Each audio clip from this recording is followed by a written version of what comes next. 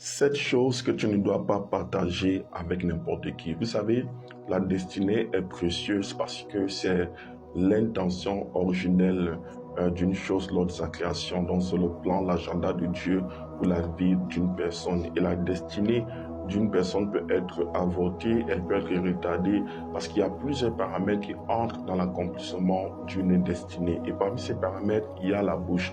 La bouche de plusieurs personnes a été la source de leurs problèmes et de leurs malheurs. Si vous ne savez pas comment utiliser votre bouche, vous allez vous détruire votre famille, détruire vos projets, détruire ce que le Seigneur est en train de vouloir faire avec vous. Il y a des choses pour lesquelles il faut se taire au sujet de sa vie, au sujet de sa destinée, parce que si vous parlez à n'importe qui, vous serez un jour en train de vous retrouver, de parler au diable, et c'est très dangereux. Il y a 7 choses que vous ne devez pas partager avec n'importe qui. Si l'Esprit de Dieu ne vous a pas conduit, si vous n'avez pas la conviction de parler de ces 7 choses-là, s'il vous plaît, ne le faites pas. Parce que le diable opère sur la base des informations qu'il a au sujet de notre vie. La première chose qu'il ne faut pas partager avec tout le monde, ce sont tes projets. Oui, ce sont tes projets. Tes projets, c'est ton futur. Tes projets, c'est ton avenir. Tes projets, c'est ta destinée. Donc, lorsque Dieu te donne une destinée, Dieu met cette destinée parfois dans ton cœur sous forme de projet. Et généralement, les ennemis de notre destinée ne sont jamais loin. Ils sont autour de nous. Sachez à qui parler de vos projets, de votre vision, des objectifs que vous voulez atteindre, parce que tout le monde n'est pas content de votre élévation. La deuxième chose que tu ne dois pas partager avec n'importe qui, ce sont tes faiblesses. Ce sont tes faiblesses.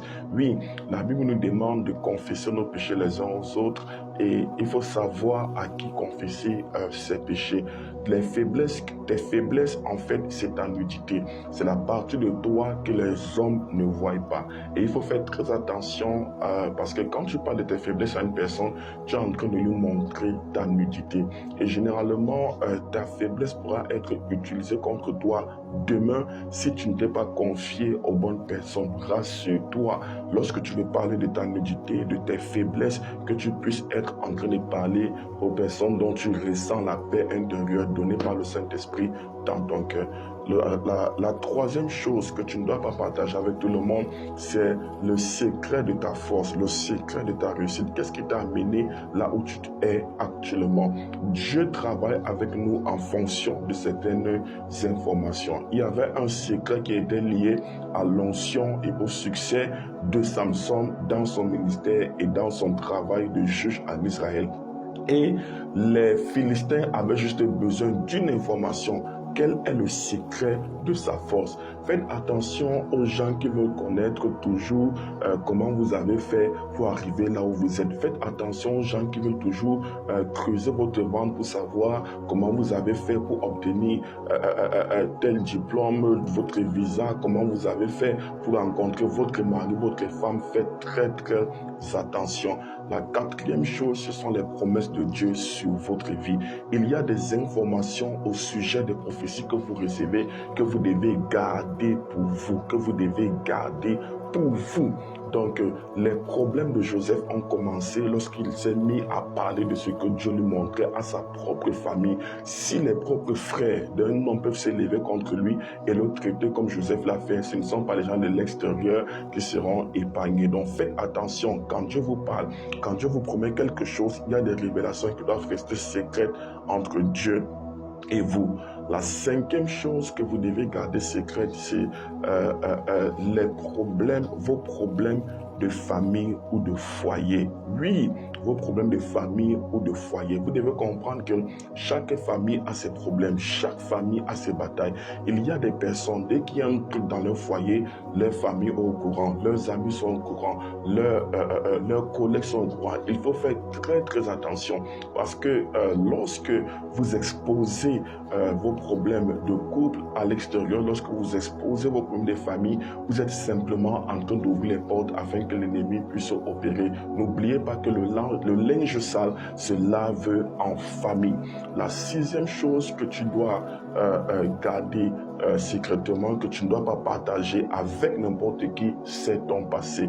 Oui, c'est ton passé. Il y a des gens qui n'ont pas la capacité et l'aptitude de fermer les yeux sur le passé de certaines personnes. Il y a des choses que vous ne devez pas dire à tout le monde. Ce n'est pas nécessaire, ce n'est pas important. L'être humain n'est pas comme Dieu. Parfois, même lorsque vous avez demandé pardon, lorsque vous êtes repenti et tout, il y a des gens qui vous jugeront toujours sur la base de votre passé.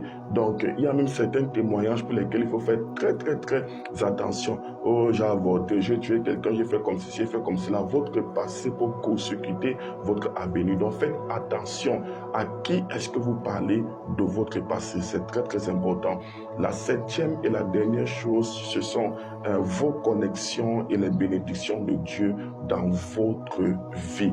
Oui, ne montrez pas à tout le monde les gens qui sont autour de vous qui vous aident. Faites très attention, ne commettez pas cette erreur. Quand Dieu vous donne des connexions, quand Dieu vous donne des aides destinées, ne soyez pas pressés à présenter « Ah, voici cette telle personne qui est en train de m'aider » à votre meilleur ami, à votre soeur, à votre frère. Il faut faire très attention. Choisissez très bien les personnes à qui vous parlez de vos connexions et de vos bénédictions. Il y a des personnes, à peine vous avez conçu, vous êtes déjà sur Facebook, sur WhatsApp et tout, bientôt m'aider un enfant et tout. Dieu vous fait voyager sur tout votre quartier qui est au courant et à la dernière minute, les choses ont basculé vers le négatif. Faites attention à qui vous dites certaines choses concernant votre vie. J'espère que vous avez été bénis. Merci de mettre un cœur et de vous abonner au nom de Jésus-Christ. Amen.